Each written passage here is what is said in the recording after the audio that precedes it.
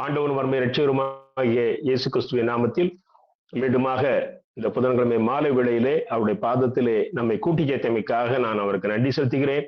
பங்கு பெற்ற ஒவ்வொருவருக்காகவும் நான் ஆண்டவருக்கு நன்றி செலுத்துகிறேன். இந்த வேளையில் கூட கர்த்தரின் பார்வை என்ற தலைப்பிலே நாம் கர்த்தருடைய சத்தியத்தை கற்றுக்கொள்ளப் போகிறோம். எனக்கு அருமையான தேவனுடைய அன்பு பிள்ளைகளே, நாம் அநேக நேரங்களிலே மனிதர்கள் நம்மை குறித்து சொல்லுகிற வார்த்தைகளை கேட்டு சோர்ந்து போவதுண்டு. என்ன எப்படி பேசிட்டாங்களே, நான் எவ்வளவு நல்லெண்ணத்தோடு இதை சொன்னேன், நான் எவ்வளவு நல்ல சிந்தனையோடு இந்த காரியத்தை அவர்களுக்கு உதவியாக செய்து கொடுத்தேன். இவ்விதமான சத்தங்கள் இன்னைக்கு உலகத்தில் அநேகம் நாம் கேட்கிறோம். மனிதர்கள் இன்னொரு மனிதனை எடை போடுவது எப்படி என்றால், அவர்கள் ஏற்கனவே அந்த மனிதனை குறித்து ஒரு காரியத்தை அவருடைய மனதிலே ரெக்கார்ட் பண்ணி வச்சிருப்பாங்க. அந்த மனிதனுடைய கிரியையை பார்க்கும் பொழுது அவர் ஏற்கனவே, ஒருவேளை இன்னும் கொஞ்சம் நம்ம வேதாமத்தின் அடிப்படையில் சொல்லுவோமானால், அவர் ரட்சிக்கப்படுவதற்கு முன்பதாக செய்த காரியங்கள், தவறுகள் இவருடைய மனதுல அடித்தளத்துல ரெக்கார்ட் ஆகியிருக்கும். அதை பிசாசு நினைப்பூட்டுவான். ஆக இந்த அடிப்படையிலே இன்னும் ஒரு அடிப்படை இருக்கிறது. அது என்னவென்றால், இவர்களிடத்திலே சிலர் அந்த மனிதனை குறித்து கோல் சொல்லி இருப்பார்கள். இவருக்கு வேண்டியவர்கள் போல நடித்து கோல் சொல்லி இருப்பார்கள். அதை வைத்து அவர்கள் அந்த மனிதனை எடை போடுவார்கள். இதுதான் மனிதர்கள் உங்களை குறித்து பேசுகிற வார்த்தைகளுக்கு காரணம். எனக்கு அருமையான தேவனுடைய அன்பு பிள்ளைகளே, ஆகவே மனிதர்கள் மத்தியிலே நமக்கு அங்கீகாரம் கிடைக்கவில்லை, நமக்கு அவப்பெயர் நேர்ந்து விட்டது என்று சொல்லி நாம் சோர்ந்து போவோமானால், அதைத்தான் பிசாசு எதிர்பார்க்கிறான். கர்த்தருடைய பிள்ளைகளாகிய நீங்கள் ஒரு நாளும் அதற்கு முக்கியத்துவம் கொடுத்து விடாதீர்கள். இன்றைக்கு புகழுவார்கள், நாளைக்கு தூற்றுவார்கள். இது மனித பண்பு. ஆனால் கர்த்தர் நம்முடைய எல்லா காரியங்களையும் அறிந்திருக்கிறார். அவருடைய கண்களுக்கு மறைவானது ஒன்றுமில்லை. அவரு ஒரு மனிதனை எப்படி பார்க்கிறாராம், அவன் பாவ மன்னிப்பு பெற்ற உடனேயே அதுவரைக்கும் அவன் பாவி என்று பார்த்த கர்த்தர் இப்பொழுது அவனை நீதிமானாக பார்க்கிறார். ஆகையினால்தான் சகேயு வீட்டுக்கு கர்த்தர் வந்த உடனே சொன்ன வார்த்தை, இவனும் ஆபிரகாமின் குமாரனாய் இருக்கிறானே, பரலோக ஆசீர்வாதத்தை பெற்ற தகுதியுள்ள மனிதனாக இருக்கிறானே என்று சொல்லி கர்த்தர் அவனை பாராட்டுகின்றார். இன்னைக்கு ரட்சிக்கப்பட்ட பிள்ளைகளாகிய உங்களையும் பார்த்து கர்த்தர் என்னுடைய பிள்ளைகளே என்று சொல்லி அழைக்கிறார். எனக்கு அருமையான தேவனுடைய அன்பு பிள்ளைகளே, இங்கே நீங்கள் 1 சாமுவேல் 16ஆம் அதிகாரம் 7ஆம் வசனத்தை பாருங்கள். 1 சாமுவேல் 16ஆம் அதிகாரம் 7ஆம் வசனம். கர்த்தர் சாமுவேலை நோக்கி, நீ இவனுடைய முகத்தையும் சரீர வளர்ச்சியையும் பார்க்க வேண்டாம், நான் இவனை புறக்கணித்தேன், மனுஷன் பார்க்கிறபடி பாரேன். மனுஷன் முகத்தை பார்ப்பான், கர்த்தரோ இருதயத்தை பார்க்கிறார் என்றார். அங்கே ஏற்கனவே இஸ்ரவேல் ஜனங்களுக்கு அவர் ஒரு ராஜாவை கொடுத்தார், சவுல் என்ற ராஜாவை கொடுத்தார்.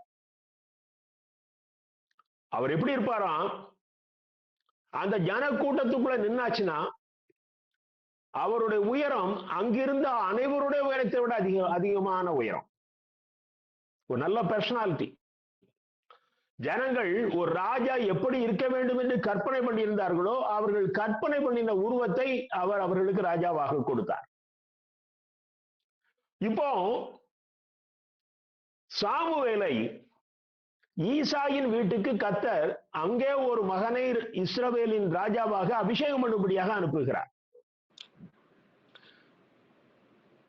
அங்கே போன சாமுவேல் ஈசாயுடைய மூத்த மகனை பார்க்கிறார். அவர் சவுலினுடைய இராணுவத்திலே இருக்கிறவர். அவரை பார்த்து சாமுவேல் மனசுக்குள்ள நினைக்கிறாரு, இவன் தானாக்கும், இவனைத்தான் நம்ம அபிஷேகம் பண்ண வேண்டியது இருக்கும் அப்படின்னு நினைக்கிறார். அப்பொழுது கர்த்தர் சாமுவேலோடு பேசுகிறார். அவருடைய இருதயத்துக்குள் கர்த்தர் பேசுகிற வார்த்தை என்ன என்றால், எப்பா, நான் மனுஷன் பார்க்கிற மாதிரி பார்க்க மாட்டேன். மனுஷன் ஒரு ஆளுடைய வெளி பர்சனாலிட்டியை பார்க்கிறான், நான் அவன் இருதயத்தை பார்க்கிறேன். அவனுக்கு இந்த வெளியரங்கமான காரியங்களை வைத்து, அவனுடைய வெளியரங்கமான காரியங்களை வைத்து நான் ஒரு மனிதனை முடிவு செய்வதில்லை.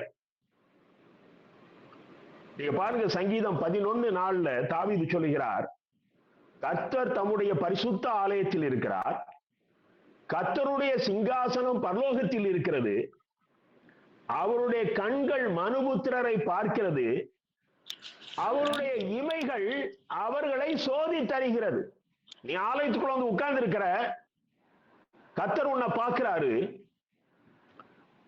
அவர் என்ன செய்யறாராம், அவருடைய இமைகள் நம்மை உற்று பார்த்து நம்மை சோதித்து அறிகிறது. நீ ஒரு யோக்கிய மாதிரி பைபிளை திறந்து வாசிக்கலாம், நீ ஒருவேளை அந்த செய்தியை கேட்டு குறிப்பெடுக்கலாம், நீ ஒரு பரிசுத்தவான் போல அங்க ஒரு தோற்றத்தில் உட்கார்ந்து இருக்கலாம். ஆனால் கர்த்தர் என்ன செய்கிறார், அங்கு அமர்ந்திருக்கிற அனைவரையும் சோதித்து அறிகிறார். எனக்கு அருமையான தேவனுடைய அன்பு பிள்ளைகளே, எரேமியா 17:10 சொல்கிறது, அவர் இருதயத்தை ஆராய்கிறவர், உள்ளிந்திரியங்களை சோதித்தறிகிறவர். அந்த ஆழமான இருதயத்துக்குள்ள இருக்கிற காரியங்களை சோதித்து அறிகிறவர்.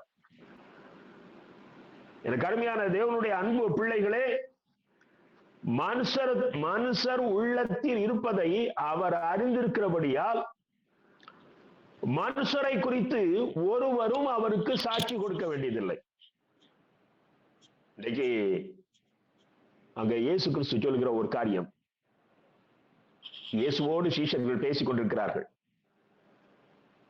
எனக்கு அருமையான தேவனுடைய அன்பு பிள்ளைகளே, ஆண்டவருக்கு நாம யாருன்னு சொல்லி நம்மளை அவருடைய முன்னிலையிலே நம்முடைய தகுதியை உயர்த்த வேண்டிய தேவையில்லை. இந்த வேளையில் கூட அருமையான பிரதர் எபனேசர் நல்ல ஜோம்னாங்க, என்ன தேவனுடைய தாசன் என்று சொல்லி அவர் ஓரிரு முறை சொன்னார். கேட்பதற்கு நல்லா இருக்குது, அது எனக்கு உற்சாகத்தை கொடுக்குது. ஆனா என் உள்ளிந்திரியங்களை சோதித்து அறிகிற ஒருவர் இருக்கிறாரு. பிரதர் எபனேசர் என்ன தேவனுடைய தாசன் என்று சொல்வதனாலே நான் தேவனுடைய தாசனாக மாறிவிட முடியும். எனக்கு அந்த தகுதியை கர்த்தர் கொடுக்கணும். இன்னைக்கு உலகத்துல மனிதர்களுடைய வார்த்தைகளை நம்பி தங்களுடைய பரிசுத்தத்திலே நின்று போகிறவர்கள், இன்னும் பரிசுத்தமாகணும் என்ற தாகத்தை விட்டுவிடுகிறவர்கள் இன்னைக்கு பெருகிவிட்டார். எனக்கு அருமையான தேவனுடைய அன்பு பிள்ளைகளே, நீங்க பாருங்க, இயேசு கிறிஸ்து சொல்லுகிறார், லூக்கா 16:15. லூக்கா 16:15. இயேசு கிறிஸ்து பரிசேயர்களை நோக்கி பேசுகிறார், நீங்கள் மனுஷர் முன்பாக உங்களை நீதிமான்களாக காட்டுகிறீர்கள், தேவனோ உங்கள் இருதயங்களை அறிந்திருக்கிறார். மனுஷருக்குள்ளே மேன்மையாக எண்ணப்படுகிறது, தேவனுக்கு முன்பாக அருவருப்பாய் இருக்கிறது. எனக்கு அருமையான தேவனுடைய அன்பு பிள்ளைகளே, ஒருவேளை மனுஷன் முன்பாக நான் ஒரு பரிசுத்தவான் போல ஒரு வேஷம் போடுவேனே, ஆனால் இங்கே பாருங்கள், இயேசு கிறிஸ்து சொல்கிற வார்த்தை, அதை அவர் அருவருக்கிறார். ஐயா, இன்னைக்கு ஏன் ஊழியக்காரர்களிடத்திலே தாழ்மையும் புகழ்ச்சியை விரும்பாதிருக்கிற குணமும் தன்னைத்தானே மகிமைப்படுத்துகிற கேரக்டரும்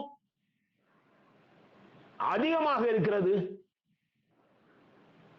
ஏன் இன்றைக்கு இப்படிப்பட்ட என்ன சொல்றது, தற்புகழ்ச்சியின் மீது நாட்டம்? இந்த மனிதர்கள் அங்கீகாரம் தேடுகிறவர்களாக இருக்கிறார். எனக்கு அருமையான தேவனுடைய அன்பு பிள்ளைகளே, ஆனா நல்லா கவனிச்சுக்கிடுங்க, கர்த்தர் பார்க்கிறார். அதுதான் சங்கீதக்காரர் ரொம்ப அழகா எழுதியிருக்கிறாரு. அன்னைக்கு அவர் ஆலயத்தை கட்டல, தேவனுடைய ஆலயத்தை கட்டல, ஆனா அவர் சொல்லுகிறார் கர்த்தர் ஆலயத்திலிருந்து பார்க்கிறார். எபிரேயர் 4:13 எபிரேயர் 4:13, அவருடைய பார்வைக்கு மறைவான சிருஷ்டி ஒன்றுமில்லை, சகலமும் அவருடைய கண்களுக்கு முன்பாக நிர்வாணமாயும் வெளியரங்கமாயும் இருக்கிறது, அவருக்கே நாம் கணக்கு ஒப்புவிக்க வேண்டும். எனக்கு அருமையான தேவனுடைய அன்பு பிள்ளைகளே, நாம் இந்த உலகத்துக்கு கணக்கு கொடுக்கிற மாதிரி நாம நடந்துடுறோம். இந்த உலகத்துல ஒரு அங்கீகாரத்தை தேடுகிறோம். அது சாதாரண விசுவாசியாக இருந்தாலும் சரி, மனிதனாக இருந்தாலும் சரி, அல்லது ஊழியக்காரன் என்ற பெயரோடு வாழ்ந்தாலும் சரி. மிக அருமையாக அந்த எபிரேய நிர்வாகிக்கும் சொல்லுகிறார், நாம் அவருக்கு கணக்கு ஒப்புவிக்கணும். நம்முடைய முழு காரியங்களும், ரொம்ப அருமையான வார்த்தை அங்கு உபயோகப்படுத்தப்பட்டிருக்கிறது, அது நிர்வாணமாய் அவர் முன்னாலே இருக்கிறது, அது வெளியரங்கமாக அவர் முன்னால இருக்கிறது. நீ எதையுமே மறைக்க முடியாது, எதையும் மறைக்க முடியாது. அப்படி அவருக்கு எல்லாம் வெளியரங்கமா இருக்கும்போது நீ என்ன கணக்கு கொடுக்க போற? எனக்கு அருமையான தேவனுடைய அன்பு பிள்ளைகளை, நீங்க பாருங்க, இந்த மனுஷனுடைய பார்வைக்கும் கர்த்தருடைய பார்வைக்கும் இருக்கிற வித்தியாசத்தை ஒரு எக்ஸாம்பிள் சொல்ல விரும்புறேன். நீங்க கோலியாத் வந்து நிக்கிறான், சவுலுடைய சேனை, அது ஒரு ட்ரெயின்டு ஆர்மி. அந்த பயிற்சி பெற்ற அந்த ராணுவ கூட்டம்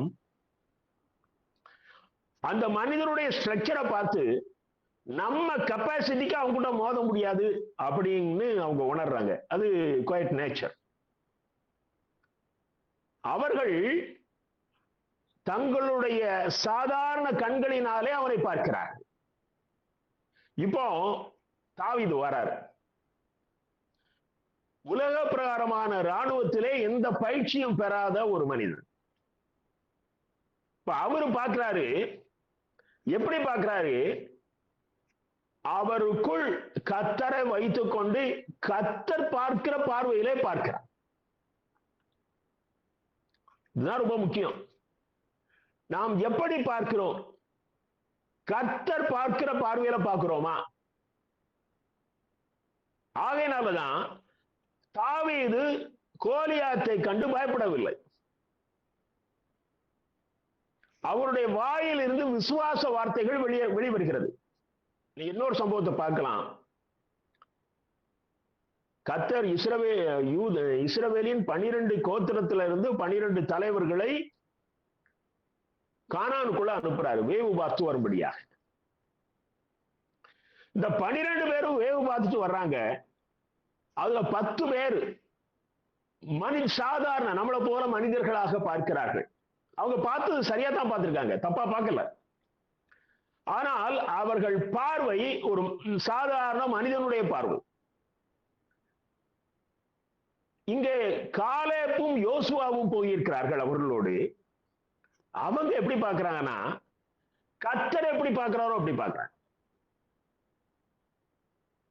எனக்கு அருமையான தேவனுடைய அன்பு பிள்ளைகளை, அங்க பாருங்க, எடாமும் 13ஆம் அதிகாரம் 33ஆம் வசனத்திலே அவங்க சொல்றாங்க, அந்த 10 பேரும், அங்கே ராட்சத பிறவியான ஏனாக்கின் குமாரராகிய ராட்சதரை கண்டோம். அது உண்மை. நாங்கள் அவர்களுடைய பார்வைக்கு வெட்டுக்கிளிகளை போல இருந்தோம். நீங்க 14ஆம் அதிகாரம் 9ஆம் வசனத்துல பாருங்க, காலேப்பு யோசுவாவை எப்படி பார்க்கிறாங்க?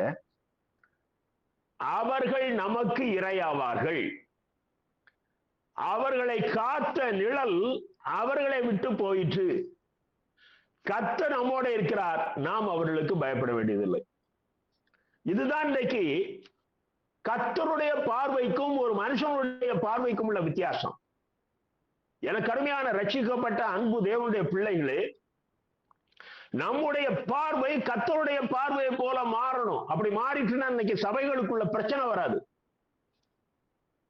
ரட்சிக்கப்பட்ட பரிசுத்தவான்களின் கூட்டம் கர்த்தரை போல பார்க்க பழகணும். இன்றைக்கு அப்படி நாம் பார்க்க தவறிவிட்டதினாலே தான் பரிசுத்தம் இல்லாதவர்கள் தங்களை பரிசுத்தவான்கள் என்று விளம்பரப்படுத்துவதை தெருக்கூட்டமான மக்கள் நம்பி ஓடுகிறார்கள். உண்மையாக இருக்கிற பரிசுத்தவான்கள் ஓரங்கட்டப்பட்டு விட்டார்கள். அவர்களுடைய செய்திகளையோ அவருடைய வார்த்தைகளையோ ஜனங்கள் தேடி ஓடுவதில்லை. இதெல்லாம் சாத்தானுடைய தந்திரம். ஜனங்கள் இந்த மாயையிலே சிக்கி தவிக்கிறார்கள். இன்னைக்கு வேதாந்தத்திலிருந்து ஒரு சில உதாரணங்களை கர்த்தர் எப்படி பார்க்கிறார் என்பதை நாம் பார்ப்போம். நீங்கள் லூக்கா 18 அதிகாரம் 9 முதல் 14 வசனத்திலே ஒரு சம்பவம் சொல்லப்பட்டுள்ளது. லூக்கா 18 அதிகாரம் 9 முதல் 14 வசனங்கள். உன்னை நீயே நீதிமான் என்று சொல்லாது. உலகத்துல மனிதர்கள் தங்களை தாங்களே நீதிமான்கள் என்று விளம்பரப்படுத்துவதிலே அதிக ஆர்வமாயிருக்கிறார்கள். அதைத்தான் இங்க ஆண்டவராகிய இயேசு கிறிஸ்து ஒரு ஓமையிலே நமக்கு விளக்குகிறார். ஒரு ஆலயத்துக்கு 2 பேர் போயிருக்கிறாங்க, ஜெபிக்கும்படியா போயிருக்கிறார். ஒருவன் பரிசேயன், இன்னொருவன் இந்த உலகத்தினாலே பாவி என்று முத்திரை குத்தப்பட்ட ஆயக்காரன். இந்த ஆயக்காரனுடைய ஜெபம் ஒரு வரியில இருக்குது. ஆனால் இந்த பரிசேயனுடைய ஜெபத்தை பாருங்க. அவன் சொல்றான் 11ஆம் வசனம் 11-12, தேவனே, நான் பரிகாரர், அநியாயக்காரர், விபச்சாரக்காரர் ஆகிய மற்ற மனுஷரை போலவும் என் அருகில் நிற்கிற இந்த ஆயக்காரனை போலவும் இராததினால் உம்மை துதிக்கிறேன். வாரத்தில் 12ஆம் வசனம், வாரத்தில் 2 தரம் உபவாசிக்கிறேன். என் சம்பாத்தியத்தில் எல்லாம் தசமபாகம் செலுத்தி வருகிறேன் என்று தனக்குள்ளே ஜெபம் பண்ணினான். கர்த்தர் இருதயத்தின் உள்ளிந்திரியங்களை சோதித்தருகிறவர். இனி வெளியே தெரியாதுன்னு நினைக்கலாம். உன் மனசுக்குள்ள இருந்த எண்ணம் என்ன எண்ணம்? I am the super star, நான் தான் யோக்கியன், நான் பெர்ஃபெக்ட். சில நேரம் நாம சொல்றோம், நான் 50 வருஷமா அந்த சபையில இருக்கிறேன், எனக்கு எல்லா காரியமும் தெரியும். கர்த்தர் இருதயத்தின் உள்ளிந்திரியங்களை பார்க்கிறார். எனக்கு அருமையான தேவனுடைய அன்பு பிள்ளைகளே, நீ எத்தனை வருஷம் ஆலயத்துக்குள்ள இருக்கிறாங்கிறது முக்கியம் அல்ல. நீ எப்படி எல்லாம் ஜெபிக்கிறாங்கிறது முக்கியம் அல்ல. நீ எவ்வளவு காணிக்க கொடுக்கிறாங்கிறது முக்கியம் அல்ல. ஆனால் உன்னுடைய இருதயத்தின் எண்ணம் கர்த்தரை சார்ந்திராமல் உன் கிரியைகளை சார்ந்திருக்கிறதே, அதை கர்த்தர் அருவருக்கிறார். இன்றைக்கு பெந்திகாஸ்ட் சர்ச் என்று சொல்லப்படுகிற திருச்சபைகளிலே அபிஷேகத்தை வலியுறுத்துகிறார்கள். ஆனால் ஜனங்கள் அந்த உண்மையான அபிஷேகத்தை விட்டுவிட்டு வெளி உலகுக்கு தங்களை மகிமை உள்ளவர்களாக பரிசுத்தவான்களாக காட்டுவதற்காக சாதாரண கூட்டத்துல கூட அந்நிய பாஷையில பேசுவது, அவர்கள் சாதாரணமாக ஜெபிக்க ஆரம்பித்தாலேயே அந்நிய பாஷையில ஜெபிப்பது, அதாவது நான் உன்னை விட பெட்டர் அப்படின்னு காண்பிக்கிறதுக்கா. இதெல்லாம் கர்த்தர் பார்க்கிறார். பாருங்க அந்த ஆயக்காரன் எப்படி ஜெபிக்கிறான் பாருங்க. 13ஆம் வசனம், அவன் தூரத்திலே நின்று தன் கண்களை வானத்துக்கு ஏறெடுக்க துணியாமல் தன் மார்பிலே அடித்துக் கொண்டு, தேவனே, பாவியாக என் மேல் கிருபையாயிரும். எனக்கு அருமையான தேவனுடைய அன்பு பிள்ளைகளே, நம்முடைய தகுதியின்மையை ஒத்துக்கொள்வதை கர்த்தர் விரும்புகிறார். உங்க சன்னிதானத்துல வந்து நிக்கிறதுக்கு எனக்கு எந்த தகுதியும் கிடையாது. எனக்கு அருமையான தேவனுடைய அன்பு பிள்ளைகளே, இப்படி ஜெபிக்க பழகுங்கள். இப்படி ஜெபிக்க பழகுங்கள். ஆலயத்துக்குள்ள வந்து நிற்கும் போது சொல்லுங்க, உங்க சன்னிதானத்துல வந்து நிக்கிறதுக்கு எனக்கு எந்த தகுதியும் கிடையாது ஆண்டவரே. உள்ளான மனசோட சொல்லுங்க. கர்த்தருக்கு எல்லாம் தெரியும். நடிக்க முடியாது. ஒரு நாள் வரும், நியாய தீர்ப்பின் நாள் வரப்போகிறது. நடிக்கிறவர்கள் திரள் கூட்டம் நரகத்தை நோக்கி ஓட போகுது. உங்கள் மனதை உண்மை பேசுவதற்கு பயிற்றுவித்துக் கொள்ளுங்கள் என்று நான் சொல்லுவேன். ஆமா, தைரியமா உண்மை பேசுங்க. நீங்க அப்படியே ட்ரெயின் ஆனா தான் உங்க இருதயத்துல உண்மை மாத்திரம் தான் உருவாகும். அந்த உண்மையை தான் கர்த்தர் விரும்புகிறார். ஆயக்காரன் சர்ச்சுக்கு வந்துட்டான். இன்னைக்கு அப்படி ஒரு ஆயக்காரன் சர்ச்சுக்கு வந்தா நாம என்ன சொல்ல போறோம்? ஒரு பெரிய இன்கம் டாக்ஸ் ஆபீசர், உங்க ஈரோடு ஏரியாவுக்கு அவர் ஒருவேளை பெரிய இன்கம் டாக்ஸ் ஆபீஸ்ல பெரிய ஆபீசரா இருக்கலாம். இன்னைக்கு நம்ம சர்ச்சில் தான் இனிமேல் ஒரு மெம்பரா வரப்போறாருன்னா அதுக்கு ஒரு தனி கவனிப்பு இருக்குமே. எனக்கு அருமையான தேவனுடைய அன்பு பிள்ளைகளே, அந்த ஆயக்காரன் அந்த இடத்துல தன்னுடைய தகுதியை தேடல. நான் உங்க சர்ச்சுக்கு வந்திருக்கிறேன், அதுவே எனக்கு தகுதி என்று சொல்லி தேடவில்லை. நான் சில செய்திகளை பார்க்கும் பொழுது வேதனைப்படுவது, சினிமா நடிகர் நடிகைகள் நாங்கள் இயேசுவை ஏற்றுக்கொண்டோம் என்று சாட்சி சொன்னால் அந்த நடிகர் நடிகைகளை இயேசுவை விட பிரமாதமா இவங்க மகிமைப்படுத்துறாங்க. நம்மளுடைய அந்த சிந்தனை அந்த அளவுக்கு தான் இருக்குது. இந்த உலகத்துல எவ்வளவு பெரிய ஆளாக இருந்தாலும் சரி, அவர் ஒரு அமெரிக்கன் பிரசிடென்ட்டோ அல்லது ஒரு UK பிரைம் மினிஸ்டரா இருந்தாலும் கூட பரவாயில்ல, எல்லாரும் கர்த்தருக்கு சாதாரணமானவர்கள். யாரு கர்த்தரை விட பெரியவர்கள் கிடையாது. ஆகவே ஒரு மனிதன் ரட்சிக்கப்படுவதனாலே அவனுடைய உலக பிரகாரமான அந்தஸ்தை வைத்து இவனே ரட்சிக்கப்பட்டு விட்டானே என்று நினைப்பீர்களே, ஆனால் அது பரிதாபத்துக்குரிய சிந்தனை. எனக்கு அருமையான தேவனுடைய அன்பு பிள்ளைகளே, உலக பிரகாரமாக ஒரு மனிதனுக்கு கிடைத்திருக்கிற அந்தஸ்துக்களை நாம் மதிக்கிறோம். ஆனால் அவன் ரட்சிக்கப்பட்டு விட்டதினாலே கர்த்தருக்கு மகிமையை கூடிவிட்டது என்று சொல்லி தவறுதலாக சிந்திக்காது. இங்கே அந்த ஆயக்காரனுடைய தாழ்மைதான். அவன் தான் கர்த்தருடைய ஆலயத்திலே நிற்க தகுதியற்றவன் என்பதை ஒத்துக்கொண்டதினாலே, அவருடைய பிரசன்ஸ், காட்ஸ் பிரசன்ஸ்ல நிற்க தகுதியற்றவன் என்று ஒத்துக்கொண்டதினாலே கர்த்தர் அவனை அங்கீகரிக்கிறார், அவனை நீதிமான் என்று ஒத்துக்கொள்கிறார், அதை டிக்ளேர் பண்றார். எனக்கு அருமையான தேவனுடைய அன்பு பிள்ளைகளே, நான் தசமபாகம் கொடுக்கிறேன், நான் ஜெபிக்கிறேன், ஆலயத்துல நான் தாயா பில்லர், நான் இல்லைன்னா ஒண்ணும் கிடையாது அப்படின்னு நீ சொல்லி நீ ஆண்டவர்கிட்ட நீதிமான் அப்படின்னு உன்னை காட்டுவதற்கு முயற்சித்தால் கர்த்தர் சொல்லுகிறார், நீ இல்ல. இந்த ஆலயத்துக்குள்ள சில நபர்கள் வருகிறார்கள், அவங்க நெஞ்சில அடிச்சுக்கிட்டு இந்த இடத்துல வந்து நிக்க எங்களுக்கு தகுதி இல்லைன்னு கதறாங்கல்ல, அவங்களைத்தான் நான் நீதிமான் என்று கர்த்தர் சொல்லி. என அருமையான தேவனுடைய அன்பு பிள்ளைகளே, உன்னை நீயே நீதிமான் என்று காட்டுவதற்கு முயற்சிக்கார். நீங்க ஏசாயா 1ஆம் அதிகாரத்தை எடுத்து வைத்துக் கொள்ளுங்கள். ஏசாயா 1ஆம் அதிகாரம். அந்த ஜனக்கூட்டம், அங்க ஒரு கூட்டம், ஒரு ஜனத்தை பார்த்து ஆண்டவர் சொல்லுகிறார், என் ஜனம் அப்படிங்கிறார், இவர்கள் என் வார்த்தைகளை மதிப்பதில்லை. நீங்க அதுல 11ஆம் வசனத்தை பாருங்கள். ஏசாயா 1ஆம் அதிகாரம் 11ஆம் வசனம். அவர் சொல்றாரு, நீ உன் பலிகளினால என்னை ஏமாத்த முடியாதுப்பா. நீ இந்த ஆலயத்துக்குள்ள இப்படித்தான் நடந்து வரணும்னு உனக்கு கற்றுக் கொடுத்தது யார்? அதாவது 12ஆம் வசனம். அது என்ன அர்த்தம் அப்படின்னா, உன்னுடைய தாழ்மையான கோலத்தினாலே என்னை ஏமாற்ற முடியாது. 13வது வசனத்துல பாருங்க, நீ ஆசரிக்கிற ஓய்வு நாள், சபை கூட்டங்கள், மாத பிறப்புகள், நீ செலுத்துற காணிக்கைகளை நான் வெறுக்கிறேங்கிறாரு. அதுக்கு காரணம் என்ன அப்படின்னா, அந்த வசனத்துல முதல் வரியை பாருங்க, நீ அக்கிரம சிந்தையோட ஆசரிக்கிற.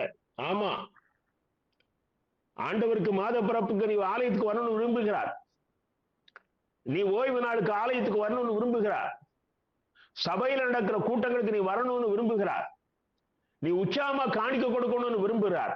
ஆனா அதுல ஒரு வார்த்தை, கடுமையான ஒரு வார்த்தையை அங்கே ஏசாயா தீர்க்கதரிசி மூலம் கர்த்தர் சொல்லுகிறார், நீ அக்கிரம சிந்தையோட ஆசரிக்கிற. ஆலயத்துல எந்த நோக்கத்தோட வர்றீங்க? நீங்க உள்ள வரும்போது உங்களுடைய நோக்கம் என்ன?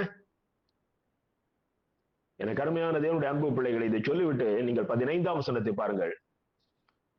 இப்படிப்பட்ட சிந்தனை உனக்குள்ள இருக்குமே ஆனால், நீங்கள் உங்கள் கைகளை விரித்தாலும் என் கண்களை உங்களை விட்டு மறைக்கிறேன். ஆலயத்துல நின்று அப்படி 2 கையை விரிச்சு நீ அப்படியே பரிசுத்தவான் போல கதறினால் கூட நான் உன்னை பார்க்கறது இல்லை.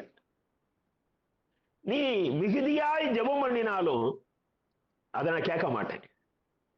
ஏன்னா உன் கை ரத்தத்தினால நிறைஞ்சிருக்கு. ஆமா, அது லஞ்சம் வாங்கின கை. இந்த கரங்களினால நீ அநேகருக்கு துரோகம் பண்ணி இருக்கிற. எனக்கு அருமையான தேவனுடைய அன்பு பிள்ளைகளை 16வது வசனத்தை பாருங்கள். உங்களை கழுவி சுத்திகரியுங்கள். முதல் அது முக்கியம். உங்கள் கிரியைகளின் பொல்லாப்பை என் கண்களுக்கு மறைவாக அகற்றிவிட்டு தீமை செய்தலை விட்டு ஓயுங்கள். ஆமா, நீ அசுத்தனாக இருந்து கொண்டு வெளிவேஷம் போட்டு ஒரு பரிசுத்த வேஷம் போட்டு எனக்கு காட்ட முயற்சிக்காத. முதல்ல நீ தீமை செய்யறதை விட்டு ஓஞ்சிரியா? வேண்டாம். 17வது வசனம், நன்மை செய்ய படியுங்கள். ரொம்ப அழகா அங்க அந்த தீர்க்கதரிசிக்கு கர்த்தர் வெளிப்படுத்துகிறார்.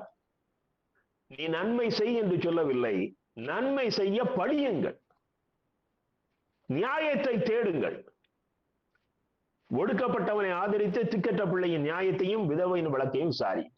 அன்னைக்கு அங்க இருந்த பாவங்களை பட்டியல் எடுக்கிறார். எனக்கு அருமையான தேவனுடைய அன்பு பிள்ளைகளே, நாம் ஆலயத்துக்கு வருவதினாலோ அல்லது மத சடங்காச்சாரங்களை சிஸ்டமேட்டிக்காக செய்வதினாலோ கர்த்தர் நம்மை பரிசுத்தவானாக பார்ப்பதில்லை.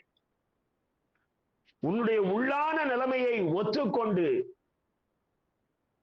நீ பரிசுத்தமாவதற்கு உன்னை முழுவதுமாக அர்ப்பணித்து விடு. நீ ஐ எம் நத்திங், நான் ஒன்றுமில்லை என்று சொல்லி நீ ஒத்துக்கொள்வாயானால் கர்த்தர் உங்களை பரிசுத்தமாக்கி தன் பிள்ளையாக மாற்றுவார். இரண்டாவதான ஒரு சம்பவத்தை பார்ப்போம். லூக்கா 7ஆம் அதிகாரம் 36 முதல் 50 முடிய. லூக்கா 7ஆம் அதிகாரம் 36 முதல் 50 முடிய. இங்க ஒரு பாவியாகிய ஸ்திரீயை பற்றியும் ஒரு பரிசேயனை பற்றியும் சொல்லப்பட்டுள்ளது. இங்க கர்த்தர் சொல்லுகிற ஒரு காரியம் என்ன என்று சொன்னால், அவர் அந்த பரிசேயன் வீட்டுக்கு போயிருக்கிறார். அங்க ஒரு பெண் வருகிறாள். அவள் இந்த உலகத்தால பாவி என்று முத்திரை குத்தப்பட்டவர். அவங்க என்ன பண்றாங்க, ஒரு பாட்டில்ல ஒரு பரணியில பரிமள தைலம் கொண்டு வந்து அதை ஆண்டவருடைய பாதத்திலே ஊத்தி தன்னுடைய தலைமயிரினாலே துடைக்கிறாள். அப்போ அந்த பரிசேயன் சொல்றாரு மனசுக்குள்ளதான், இவர் ஒரு தீர்க்கதரிசியாக இருப்பாரே, ஆனால் இவள் பாவி என்பதை அறிந்திருப்பாரே. இப்ப அவருக்குள்ள டவுட் என்ன, இவர் தீர்க்கதரிசி இல்லை. ஏன்னா இயேசுவை அன்றைக்கு யாரும் கடவுள் என்று ஒத்துக்கொள்ளவில்லை. ஆகவே இவர் தீர்க்கதரிசி இல்லை என்ற முடிவுக்கு அவர் வருகிறார். இப்போ கர்த்தர் ப்ராஃபசி, அவர் தீர்க்க தரிசனம் பேச ஆரம்பிக்கிறார். அவர் சொல்றாரு, ஒரு மனுஷன்கிட்ட 2 பேர் கடன் பட்டிருந்தாங்க. ஒருத்தன் 500 வெள்ளிக்காசு கடன் பட்டிருந்தான், மற்றொருவன் 50 வெள்ளிக்காசு கடன் பட்டிருந்தான். 2 பேருக்கும் கொடுக்க வழி இல்லைன்னு சொல்லி அவன் மன்னிச்சிட்டான். அப்போ யார் அதிகமாக அன்பு செலுத்துவார் என்று சொல்லி கேட்கிறான். அப்போ அந்த பரிசேயன் சொல்றான், 500 அதிகமாக கடன்பட்டவன் தான் அதிகமாக அன்பு செலுத்துவான், ஏனென்றால் அவனுக்கு அதிகமாக மன்னிக்கப்பட்டிருக்கிறது. சரியாக சொன்னாய் என்று சொல்லி இவளுடைய பாவங்கள் அனைத்தும் மன்னிக்கப்பட்டது. இதுல நீங்க பார்க்க வேண்டிய காரியம் என்னன்னா, இந்த பரிசேயன் அவனுடைய பெயரையும் அவன் ஆலயத்திலே செய்கிற ஊழியத்தையும் வைத்து தன்னை பரிசுத்தவனாக காட்டிக் கொண்டிருக்கிறான். நியாய பிரமாணத்தை நாங்கெல்லாம் அப்படியே வரி பெறலாமல் கடைபிடிக்கிறவர்கள் என்று சொல்லி அவன் பரிசுத்தவனாக காட்டிக் கொண்டிருக்கிறான். ஆகையினாலே பாவி என்று முத்திரை குத்தப்பட்ட இந்த பெண்ணை அவன் பாவி என்று சொல்வதனாலே தன்னுடைய பரிசுத்தத்திலே இன்னும் கொஞ்சம் வளர்ந்தது போல காட்டுகிறான். எனக்கு அருமையான தேவனுடைய அன்பு பிள்ளைகளே, ஆனால் கர்த்தர் சொல்லுகிறார், அவள் தன் உள்ளத்தை உடைத்து கதறி அந்த பாவத்திலிருந்து விடுதலை பெற்றுக் கொண்டார். ஆமா, அந்த பாவம் அவளுக்குள்ள வாட்டி வதைக்குது. அவள் இயேசுவின் பாதத்திலே சரண்டர் ஆகி, நான் ஒண்ணும் இல்லை, ஐ எம் நத்திங். அவ அந்த காலில் அந்த தைலத்தை உடைத்து ஊற்றினதற்கு எது, அது உடைத்து ஊற்றினது எதற்கு சமம் என்றால், தன்னை ஒன்றுமில்லை என்று அவளுடைய பாதத்திலே அவள் ஒத்துக்கொண்டார். அவ எதை வச்சு துடைச்சா? அவள் தலைமையினாலே. எனக்கு அருமையான தேவனுடைய அன்பு பிள்ளைகளே, இன்னைக்கு கூட நாம் இருக்கிற சூழ்நிலையிலே நம்மை பரிசுத்தவானாக நினைத்துக் கொண்டிருக்கிறோம்.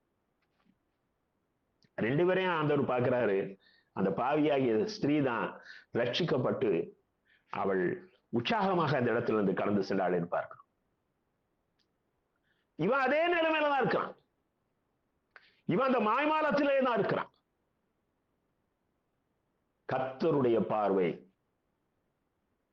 மிக ஆழமானது, மிக அந்தரங்கமானது. அதனாலதான் இன்னைக்கு உலகத்துல நாம நினைச்சுக்கிட்டு இருக்கிறோம் இவங்கெல்லாம் பரலோகத்துக்கு போயிருவாங்கன்னு சொல்லி. அப்படி அல்ல. அநேக கொலைகாரர்கள், பல கொலைகள் செய்தவர்கள், சிறைச்சாலையில ஆண்டவருடைய செய்தியை கேட்டு எனக்கும் ரட்சிப்பு உண்டோ என்று கதறி அழுதவர்கள் பரிசுத்தவான்கள் ஆகி தூக்கு மேடையிலே மரித்து போனார்கள். பரிசுத்தவான்களாகி தாங்கள் இந்த உலகத்திலே செய்த தண்டனையை அனுபவித்து மரித்து போனார்கள். ஆனால் அரைகுறையாக வாழ்ந்து கொண்டு இந்த உலக மக்களுக்கு ஒரு வேஷத்தோடு கூடிய ஒரு வாழ்க்கையை வாழ்ந்து பரிதாபமாக மரித்துக் கொண்டிருக்கிற ஒரு கூட்டம் கிறிஸ்தவர்கள் இந்த உலகத்தில் இருக்கிறார். எனக்கு அருமையான தேவனுடைய அன்பு பிள்ளைகளே, நீ பாவி என்பதை ஒத்துக்கொள். 3வதாக நாம் பார்ப்போம். யோவான் 8ஆம் அதிகாரம் 1 முதல் 11 முடிய ஒரு சம்பவம் சொல்லப்பட்டுள்ளது. யோவான் 8ஆம் அதிகாரம் 1 முதல் 11 முடிய. இங்கே விபச்சாரத்திலே கையும் மையுமாய் பிடிக்கப்பட்ட ஒரு ஸ்திரீய இயேசு கிறிஸ்து கிட்ட கொண்டு வர்றாங்க.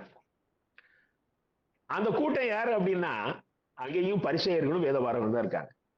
அது பெரிய கூட்டம். இவங்க எல்லாரும் கொண்டு வந்து இப்ப எதுக்கு கொண்டு வந்தாங்க? இயேசுவை குற்றம் பிடிக்கணும். இவர் எப்படி இதை தீர்ப்பு சொல்ல போகிறார் என்று சொல்லி. சரி, ஆனால் அவர்களுக்குள்ள ஒரு எண்ணம் பாருங்க, விபச்சாரம் மிக கொடிய பாவம். ஆகவே அவளை நாங்கள் கையுமையுமாய் பிடித்து விட்டோம், நியாயப்பிரமாணத்தின் படி அவளை கல்லெறிந்து கொள்ளணும். இதுதான் அந்த கொண்டு வந்தவர்களுடைய நோக்கம். ஆனால் அங்க பாருங்க, இயேசு நமக்கு ஏற்கனவே டீச் பண்ணியிருக்காரு மலை பிரசங்கத்துல. ஒரு ஸ்திரியை இச்சையோடு பார்த்த எவனும் அவளோடு விபச்சாரம் செய்தாயிற்று. இங்க இவர்கள் நாங்க சாட்சியா இவ தப்பு பண்ணதை கையும் மையுமா பிடிச்சிட்டோம் அப்படின்னு வந்து நிக்கிறாங்க. இப்ப தீர்ப்பு சொல்லணும், இயேசு கிறிஸ்து தீர்ப்பு சொல்லணும். அவர் தரையில எழுதி கொண்டு அவர் என்ன சொல்லுகிறார்? உங்களில் பாவம் இல்லாதவன் முதலாவது இவள் மீது கல்லெறிய கடவன். எனக்கு அருமையான தேவனுடைய அன்பு பிள்ளைகளே, இந்த பரிசேயர்கள், இந்த வேதபாரகர்கள், ஒரு கூட்டம் நியாயப்பிரமாணத்தின்படி வாழ்கிறவர்கள், தங்களை பரிசுத்தவான்களாக காட்டுகிற பரிசேயர்கள், வேதபாரகர்கள் வேதத்தை போதிக்கிறவர்கள், அதுல ஒருத்தர் கூட பாவம் செய்யாதவர்கள் கிடையாதா? உங்களை பாவம் செய்யாதவன் முதலாவது இவள் மீது கல்லெறிய கடவன். அதனால்தான் நம்ம பாவரிக்க ஜபத்தை வாரம் வாரம் சொல்றோம். எல்லாரும் பாவம் செய்து தேவ மகிமை அற்றவர்கள் ஆயிட்டோம். ரட்சிக்கப்பட்டவனும் தினசரி பாவம் பண்றான். அது அவன் பாவம் பண்ணுவதற்காக கிடைத்த அங்கீகாரம் என்று நான் சொல்லவில்லை. ஆனால் அவனுடைய பாவத்தின் அளவு குறைந்து கொண்டிருக்கிறது, அந்த வீரியம் குறைந்து கொண்டிருக்கு. அவன் அறியாம சில தப்பு பண்ணிடுறான். பாவம் என்று தெரியாமல் சில பாவத்தை பண்ணி விடுகிறான். இன்னைக்கு அநேகருக்கு எது பாவம்னே தெரியல. நாம ரட்சிக்கப்பட்ட பிள்ளைகள் தெளிவான பாவங்களை செய்ய மாட்டாங்க. லஞ்சம் வாங்க மாட்டான், பொய் சொல்ல மாட்டான், பொறாமப்பட மாட்டான்.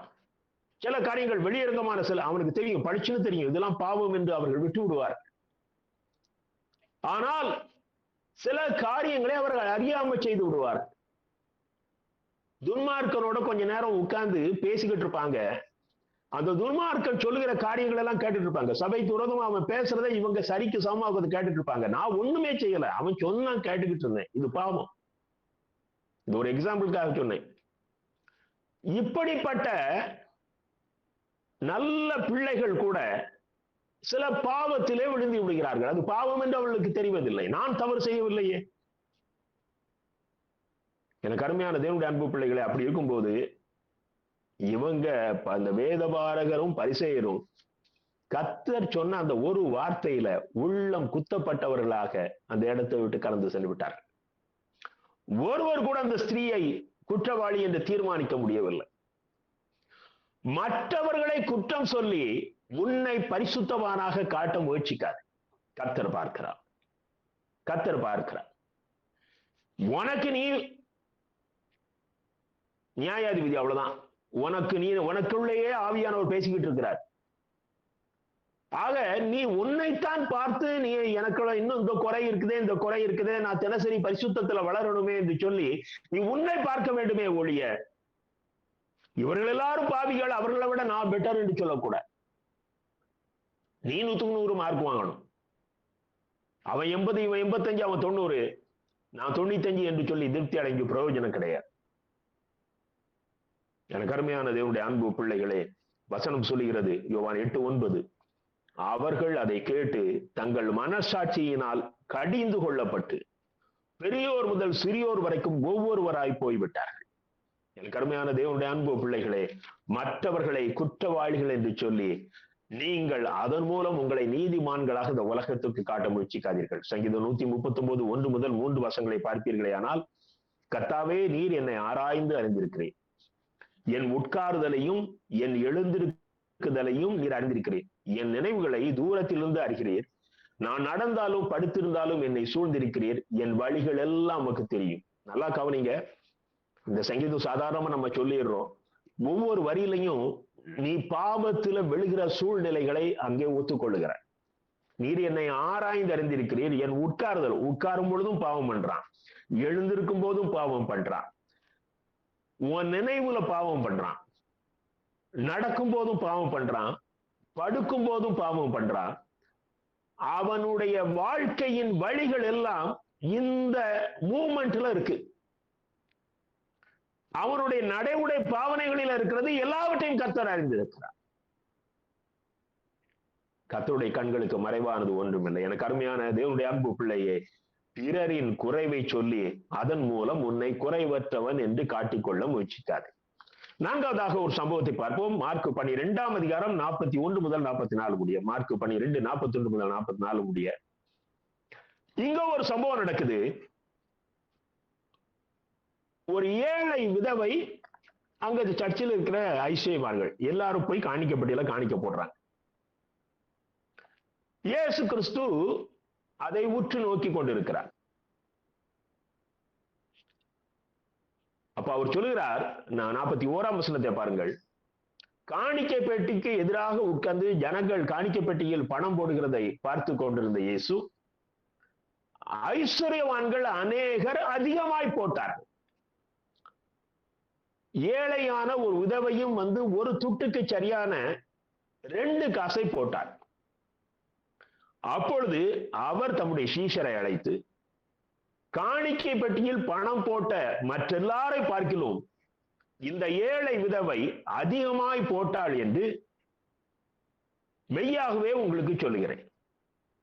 அவர்கள் எல்லாரும் தங்கள் பரிபூர்ணத்தில் இருந்து எடுத்து போட்டார்கள், இவளோ தன் வறுமையிலிருந்து தன் ஜீவனத்துக்கு உண்டாயிருந்ததெல்லாம் போட்டு விட்டார். எனக்கு அருமையான தேவனுடைய அன்பு பிள்ளைகளே, இன்னைக்கு சபைக்குள்ள யார் அதிகம் கொடுக்கிறாங்களோ அவங்களுக்கு தான் மதிப்பு. ஆனால் கர்த்தர் எப்படி பார்க்கிறார் என்றால், யார் அதிகம் தங்களை கண்டு வைத்துக் கொண்டார்கள் என்று பார்க்கிறார். அந்த ஏழை விதவை கையில இருந்தது 2 காய், ஒரு துட்டுக்கு சமானமான 2 காசுகள். அவ ஒரு பீஸ போட்டு ஒரு பீஸ கையில வச்சிருந்திருக்கலாம். அவகிட்ட அதுக்கு பிறகு ஒண்ணுமே கிடையாது. இயேசு கிறிஸ்து சொல்லுகிறார், அவள் தன்னுடைய வாழ்க்கைக்கு வைத்திருந்த அத்தனையையும் போட்டு விட்டார். நாம எப்படி பார்க்கிறோம், இந்த சில பெஸ்டிவல்ஸுக்கு உடன்படிக்கை கவர்னு கொடுப்பாங்க.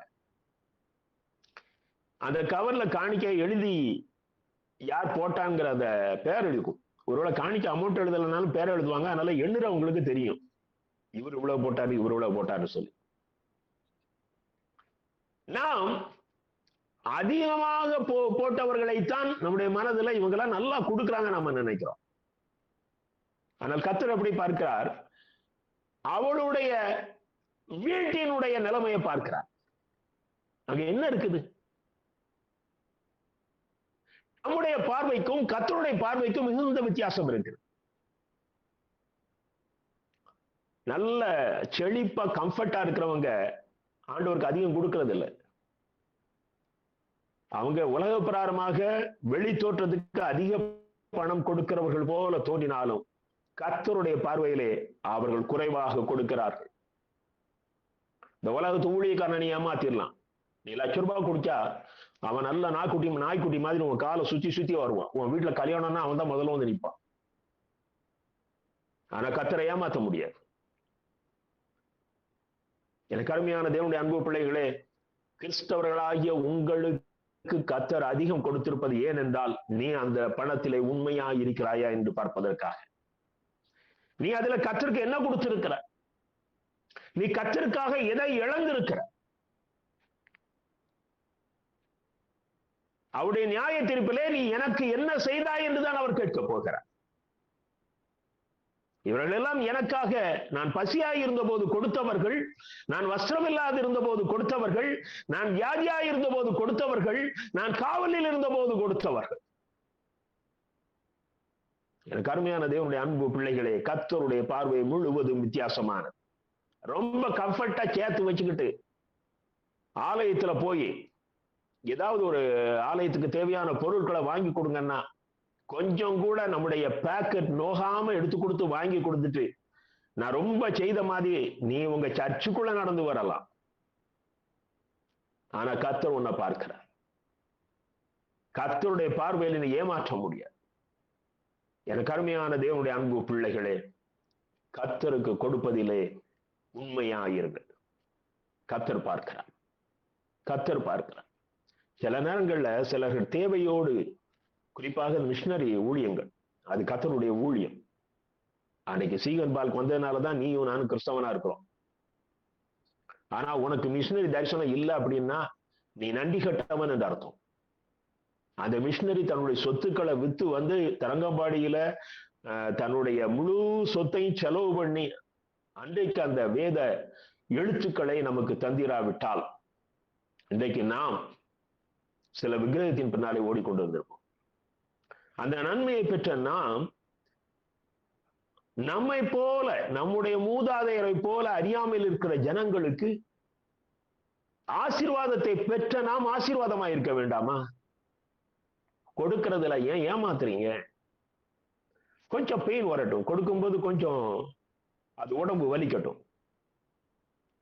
எனக்கு அருமையான தேவனுடைய அன்பு பிள்ளைகளே, கர்த்தரை நீங்கள் ஏமாற்ற முடியாது. கர்த்தர் நீ கொடுப்பதை பார்ப்பதில்லை, நீ வைத்திருப்பதை பார்க்கிற கர்த்தர். மனுஷன் என்ன செய்வான்? நீ எவ்வளவு வேணாலும் வச்சுக்க, ஆனா எனக்கு கொஞ்சம் கொடுன்னு சொல்லி கேட்பான். கர்த்தர் சொல்லுகிறார், நீ எவ்வளவு வச்சிருக்கிறாப்பா.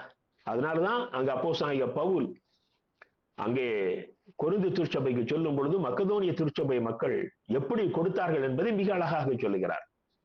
அவர்கள் மிகுந்த தரித்திரத்திலும் உதாரத்துவமாய் கொடுத்தார்கள். எனக்கு அருமையான தேவனுடைய அன்பு பிள்ளைகளை, கொடுப்பதிலே உற்சாகமாய் கொடுங்கள். கர்த்தர் உங்களை ஆசீர்வதிப்பார். கடைசியாக ஒரு காரியத்தை சொல்லி நிறைவு செய்ய விரும்புகிறேன். மத்தேயு 7ஆம் அதிகாரம் 21 முதல் 23 முடிய. அடிக்கடி நான் சொல்லுகிற வார்த்தைகள் மத்தேயு 7ஆம் அதிகாரம் 21 முதல் 23 முடிய. இங்க நாம பார்க்கிறோம், உண்மையாக இந்த உலகத்துல ஊழியம் செய்தவர்கள் நல்லா ஊழியம் செய்றாங்க. அவங்க ஆண்டவரை பார்த்து சொல்றாங்க, 22ஆம் வசனம், 7ஆம் அதிகாரம் 22ஆம் வசனம். அந்நாளில் அநேகர் என்னை நோக்கி, கர்த்தாவே கர்த்தாவே, உமது நாமத்தினாலே தீர்க்க தரிசனம் உரைத்தோம் அல்லவா, உமது நாமத்தினாலே பிசாசுகளை துரத்தினோம் அல்லவா, உமது நாமத்தினாலே அநேக அற்புதங்களை செய்தோம் அல்லவா என்பார்கள். இன்னைக்கு இப்படிப்பட்ட ஊழியக்காரர்களுக்கு நாம பெரிய பெரிய வால் போஸ்டர் அடிச்சு அவரை வரவேற்று திரள் கூட்டமான லட்சக்கணக்கான ஜனங்களை கூட்டி சேர்த்து மிக பிரபலமான ஊழியக்காரர், அவர் தீர்க்க தரிசனம் சொல்கிறவர், அவர் பிசாசுகளை துரத்துகிறவர், அற்புதங்கள் நடக்கும் என்று சொல்லி நம்ம விளம்பரப்படுத்துறோம். அவங்க யார் நாமத்தினால செய்யறாங்க? பிசாசு நாமத்தினால செய்யறாங்க. யார் நாமத்தினால செய்யறாங்க? எல்லாமே இயேசுவின் நாமத்தினால செய்கிறார்கள். ஆனால் கர்த்தர் அவனுக்கு கொடுத்த பெயர் அக்கிரம செய்கைக்காரர். ஏன்? எனக்கு அருமையான தேவனுடைய அன்பு பிள்ளைகளே, அதற்கு முந்தின வசனத்தை பாருங்க. அவர்கள் பிதாவின் சித்தப்படி செயல்படாதவர்கள். ஐயா, உன் ஊழியம் அல்ல, உன் வாழ்க்கை முக்கியம். இயேசு கிறிஸ்து கிட்ட 12 சீஷர்கள் இருந்தார்கள். அப்ப இந்த 12 சீஷர்களுக்கும் அவர் வரம் கொடுத்து அனுப்புறார் ஊழியத்துக்கு. என்ன செய்யறதுக்கு? போய் பிசாசுகளை துரத்துங்க, தேவனுடைய ராஜ்யத்தை குறித்து போதிங்கள்னு சொல்லி அவர்களுக்கு அவர் வரங்கள் கொடுத்து அனுப்புகிறார். நீங்க லூக்கா 9ஆம் அதிகாரம் 1, 2 வசனத்தை பாருங்கள். அவர் தம்முடைய 12 சீஷரையும் வரவழைத்து சகல பிசாசுகளையும் துரத்தவும் வியாதி உள்ளவர்களை குணமாக்கவும் அவர்களுக்கு அதிகாரம் கொடுக்கிறார். அதிகாரம் கொடுத்து அவர்களை ஊழியத்துக்கு அனுப்புறாரு. ஆனால் அந்த அதிகாரத்தோடு ஊழியம் செய்த ஒரு சீஷன், அவன் தான் யூதாஸ் காரியத்து. நீங்கள் யோவான் 6ஆம் அதிகாரம் 70ஆம் வசனத்தை பார்ப்பீர்களே, ஆனால் அங்க இயேசு சொல்கிறார், 12 உங்களை நான் தெரிந்து கொள்ளவில்லையா? உங்களுக்குள்ளும் ஒருவன் பிசாசாகி இருக்கிறான். ஆக அவன் ஊழியம் செய்ததுனால அவன் பரிசுத்தவான் கிடையாது. இன்னைக்கு உலகம் ஏமாறுகிறதே இந்த ஊழியக்காரர்களை பார்த்துதான். ரொம்ப முக்கிய வாழ்க்கை. கர்த்தர் வாழ்க்கையை பார்க்கிறார். ஊழியத்தை வச்சு கர்த்தரை ஏமாற்ற முடியாது. மிக கடுமையான ஒரு காரியத்தை கர்த்தர் மலை பிரசங்கத்திலே நமக்கு கற்றுத் தந்திருக்கிறார். ஊழியம் நல்லது, எல்லாரும் ஊழியம் செய்யணும். ஆனால் நீ ஊழியம் செய்வதை வைத்து, உன்னுடைய வரங்களை வைத்து கர்த்தரை ஏமாற்ற முடியாது. அவர் பார்க்கிற பார்வை வித்தியாசம். அவர் சொல்லுகிறார், என் பிதாவின் சித்தப்படி நீ செயல்படுறியா? என் பிதாவின் சித்தப்படி நீ செயல்படுறியா? இன்னைக்கு சின்ன சின்ன சாதாரணமான நபர்கள் கூட பெரிய ஊழியக்காரர்களை பார்த்து அதுபோல ஆகணும்னு விரும்புறாங்க. அது ஆக்கத்திற்கு அல்ல, அது அழிவுக்கு. ஒவ்வொருத்தருக்கும் கர்த்தர் ஊழியம் வச்சிருக்கார். பவுலுக்கு வித்தியாசமான ஊழியம், பேதுருவுக்கு வித்தியாசமான ஊழியம், பிலிப்புவுக்கு வித்தியாசமான ஊழியம். ஸ்தேவானுடைய ஊழியம் ரொம்ப ஷார்ட். அவர் வாழ்க்கையில கொடுத்தது ஒரே மெசேஜ் தான். அந்த மெசேஜ் முடிவில் அவருக்கு வந்துட்டாங்க. ஆனா ஸ்தேவானுடைய ஊழியத்துக்கு பிறகுதான் சபை உலகம் முழுசும் விரிவடைஞ்சது. ஆக ஒவ்வொருவருக்கும் கர்த்தர் வித்தியாசமான அழைப்பை வைத்திருக்கிறார். நீங்க உங்க அழைப்பை அறிந்து கொண்டு, ஒருவேளை உங்களுடைய ஊழியம் அந்த ஈரோடு TLC சபையோட போதும், அதுதான் உனக்கு கொடுத்த ஊழியம். ஒருவேளை உனக்கு அந்த பட்டணத்துக்குள்ள ஒரு ஊழியத்தை கொடுத்திருப்பாரு, ஆனால் நீ அந்த ஊழியத்தை செய்யலாம். நீனாக உனக்கு ஒரு வழி, ஒரு ஆசையை உருவாக்கி கொண்டு, நான் இப்படிலாம் ஊழியம் செய்வேன், கர்த்தர் என்னை பார்த்து சந்தோஷப்படுவார் என்றால் நீதான் ஏமாந்து போவ. கர்த்தர் ஏமாறப் போவதில்லை. அவருடைய பார்வை வித்தியாசமானது. எனக்கு அருமையான தேவனுடைய அன்பு பிள்ளைகளே, உங்களுடைய ஊழியம் அல்ல, உங்களுடைய வாழ்க்கை, நீங்கள் வாழ்கிற முறை, பிதாவுக்கு சித்தமான காரியங்களை கடைபிடிக்கிறீர்களா என்பதை கர்த்தர் உற்று பார்க்கிறார். ஏசாயா 55ஆம் அதிகாரம் 8, 9 வசனங்களை பாருங்கள். ஏசாயா 55, 8, 9. என் நினைவுகள் உங்கள் நினைவுகள் அல்ல, உங்கள் வழிகளும் என் வழிகள் அல்ல என்று கர்த்தர் சொல்கிறார். உங்கள் வழிகளை பார்க்கிலும் என் வழிகளும், உங்கள் நினைவுகளை பார்க்கிலும் என் நினைவுகளும் உயர்ந்திருக்கிறது. நல்லா புரிஞ்சுக்கிடுங்க. கர்த்தருடைய ஒவ்வொரு பார்வையும் வித்தியாசமானது, அது உயர்வானது. முதல்ல நல்லா பைபிள் படிங்க. நீங்க கர்த்தருடைய சித்தத்தை அறிந்து கொள்ள பழகுங்கள். பைபிளை உட்கார்ந்து படிக்கணும், பைபிளை டிவோட் பண்ணணும். நான் சரியான பாதையில செல்கிறேன் என்று சொல்லி, இன்னைக்கு கிறிஸ்தவர்கள்ட்ட மிக குறைவாக இருக்கிற காரியம் தாழ்மை கிடையாது. இன்னைக்கு ஊழியம் செய்து கர்த்தரை ஏமாற்றி விடலாம் என்று நினைக்கிறோம். தசமபாகம் கொடுக்கவும், அதிகமாக ஜெபிக்கவும், அப்படியே பரிசுத்தவான் வேஷம் போட்டு கர்த்தரை ஏமாற்றி விடலாம் என்று நினைக்கிறோம். அந்நிய பாஷை பேசி அப்படி ஊழியம் செஞ்சு, அப்படி இப்ப அங்க கன்வென்ஷன்ல பேசினேன், இங்க பேசினேன்னு சொல்லி ஏமாற்றி விடலாம் என்று நினைக்கிறோம். எனக்கு கடுமையான தேவனுடைய அன்பு பிள்ளைகளே, கிட்டத்தட்ட 40 வருஷமா எனக்கு கர்த்தர் நியமித்த அந்த ஊழிய ஓட்டத்துல ஓடிக்கொண்டிருக்கிறேன். இதுவரைக்கும் ஒரு இடத்துக்கு கூட நான் சும்மாதான் இருக்கிறேன், நீங்க கூப்பிட்டா நான் வர்றேன்னு யாருக்கிட்டையும் நான் சொன்னதில்லை. அதே போல யாராவது போன் போட்டு என்ன ஊழியத்துக்கு வாங்க, நீங்க அந்த டேட் ஃப்ரீயா இருக்கீங்களான்னு கேட்டாச்சுன்னா பொய் சொல்ல மாட்டேன், நான் ஃப்ரீயா தான் இருக்கிறேன், வர்றேன்னு சொல்லு. எனக்கு எதை கர்த்தர் வைத்திருக்கிறாரோ அதற்கு கீழ்ப்படுகிறேன். எனக்கு ஊழியக்காரன் என்ற அந்தஸ்து தேவையில்லை. ஆனால் அந்த பரலோகத்திலே அவருடைய பாதபடியில் அமர்ந்திருக்கிற அந்த மிகப்பெரிய ஆசீர்வாதம் கிடைச்சா போதும். எனக்கு அருமையான தேவனுடைய அன்பு பிள்ளைகளே, இந்த உலகத்தை காட்டி உங்களை ஏமாற்றுகிற போலி ஊழியர்கள் நிறைந்த இந்த கிறிஸ்தவ உலகத்தில் உங்களை பாதுகாத்துக் கொள்ளுங்கள். வேதத்தை நன்கு படியுங்கள், தியானியுங்கள். உங்களுடைய ஒவ்வொரு மூமெண்ட்டையும் கர்த்தர் பார்த்து கொண்டிருக்கிறார். நீங்கள் தவறு என்று அறிந்தால் உடனடியாக கர்த்தரிடத்தில் மன்னிப்பை கேளுங்கள். கர்த்தர் உங்கள் முதுகிலை தட்டி கொடுத்து நீயும் ஆபிரகாமின் குமாரனாய் இருக்கிறானே என்று சொல்கிறார். கர்த்தர் உங்கள் எல்லாரையும் ஆசீர்வதித்து அவர் பரலோகத்துக்கு தகுதி உள்ளவர்களாக மாற்றி தம்முடைய ராஜ்யத்தில் சேர்த்துக் கொள்வார். ஆமென்.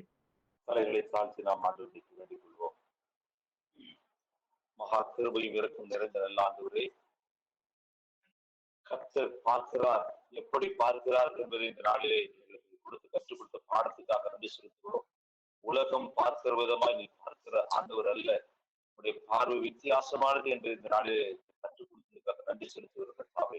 நாங்கள் பேசுகிற பேச்சில உண்மை இருக்க வேண்டும் என்பதை பார்க்கிற அன்பின் ஆண்டவர். ஆமாண்டவரே, உலகத்துக்கு முன்பாக மற்றவர்களுக்கு ஆண்டவரை நாங்கள் குறை கூடுகிற அந்த வாழ்க்கை அல்ல. ஆமாண்டவரை, எங்களை நாங்களே ஆராய்ந்து பார்க்கிற வாழ்க்கையை தான் பார்க்கிறேன். எங்களிடத்திலே நாங்கள் உண்மையை அறிந்து உண்மையை ஒத்துக்கொள்கிற அந்த நிலையை பார்க்கிறேன் என்பதை நாளை எங்களுக்கு கற்றுக் கொடுத்ததுக்காக நன்றி செலுத்துகிறோம்.